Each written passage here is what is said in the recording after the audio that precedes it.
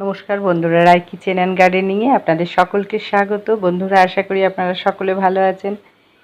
আজকে আমি কিছু নয়নতারা গাছ নিয়ে এসেছি, আর এই নয়নতারা গাছ আমরা নানানভাবে কিভাবে বসাবো, একটা গাছ থেকে আমরা ভিন্ন রকমের ফুল এবং ডাল কেটে চারা, তার সাথে বীজ থেকে চারা কিভাবে তৈরি করব, সব আজকে আমি এই ভিডিওতে আপনাদের জানাবো।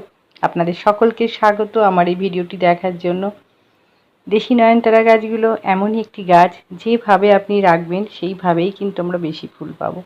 যেগুলো হাইব্রিড নয়নতারা, সেগুলোর একটি পরিচর্যা ভালোভাবে করতে হয়। বীজ থেকে চারা আমরা কিভাবে করব, যে বন্ধুরা নতুন বাগান করছেন হয়তো ঠিকঠাক জানেন না। এই গাছে যে লম্বা এক ধরনের ছোট্ট ছোট্ট যে বীজগুলো হবে, সেইগুলোকে আপনারা যখন হলুদ হয়ে যাবে তখনই কিন্তু গাছ থেকে তুলে নেবেন। তুলে নেওয়ার পর একটা জায়গায় রেখে দেবেন। এর ভিতরে যে ছোট্ট ছোট্ট কালো দানা, সেগুলোই কিন্তু এই গাছের বীজ। এগুলো একটা ছোট টবে আপনারা ছড়িয়ে রেখে দেবেন। এক সপ্তাহ পরই দেখবেন অজস্র গাছ বেরিয়ে যাবে। এই সমস্ত গাছ, একটা গাছ যদি আপনি তৈরি করতে পারেন একবার, সেখান থেকে আপনারা অনেক অনেক গাছ করে ফেলতে পারবেন খুব সহজে। আর দেশি নয়নতারা গাছের পরিচর্যা একটু কমই করতে হয়। খুব অল্প পরিচর্যাতেই কিন্তু আমরা এই গাছকে দীর্ঘদিন বাঁচিয়ে রাখতে পারি। তারপর আমি ডাল কেটে কিভাবে আপনারা চারা তৈরি করবেন সেটাও আমি দেখাচ্ছি। বন্ধুরা দেখুন, এই গাছের যে ডাল, সেগুলো ছোট ছোট যে মাথার দিকে ডালটা, সেটা আপনারা এইভাবে কেটে নেবেন। কেটে নেওয়ার পর এই গাছে যে পাতাগুলো ডালের, সেই পাতা কিন্তু আমাদের কিছু ফেলে দিতে হবে।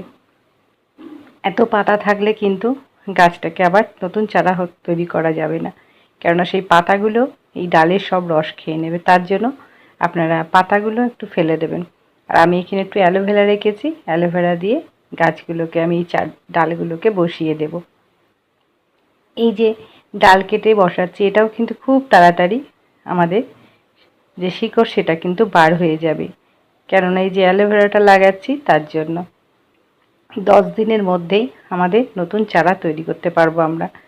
আর যখন এই গাছগুলো বসানোর পর আপনারা বন্ধুরা একেবারে ছাওয়াযুক্ত জায়গায় রাখবেন, কেননা এখন ভীষণই গরম, আর এই গরমে ছাদে রাখলে কিন্তু এই গাছ আপনারা তৈরি করতে পারবেন না।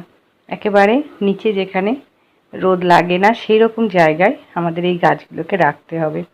আর একটু জল দেবেন মাঝে মাঝে, তাহলেই এই যে ডালগুলো খুব সহজে এবং তাড়াতাড়ি সে কিন্তু শিকড় বার হয়ে যাবে। আমি 10 দিন পর আপনাদের দেখাচ্ছি নতুন চারা কিভাবে তৈরি করেছি। এই যে কিছু গাছ এখানে আমি যে বসিয়েছিলাম, সেই গাছগুলো কিন্তু সম্পূর্ণ চারা তৈরি হয়ে গেছে, ছোট্ট ছোট্ট শিকড় বার হয়ে গেছে। 10 দিন পরেই কিন্তু আপনারাও এইভাবে আপনাদের যে সমস্ত গাছগুলোর ডাল কেটে বসাবেন নয়নতারা, সব দেখবেন এইভাবে নতুন চারা তৈরি হয়ে যাবে।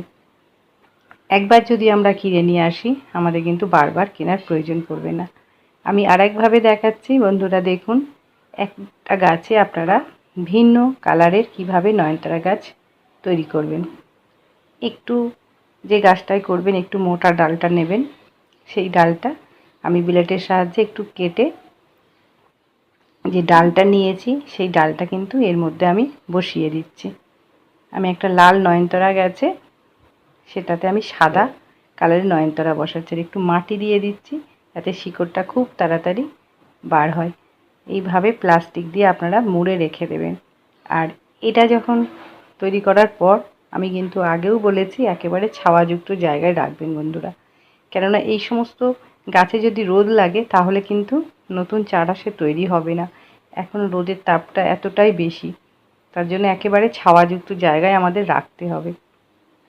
এটাও আপনারা 10 থেকে 15 দিনের পরই দেখবেন নতুন চারা তৈরি হয়ে যাবে।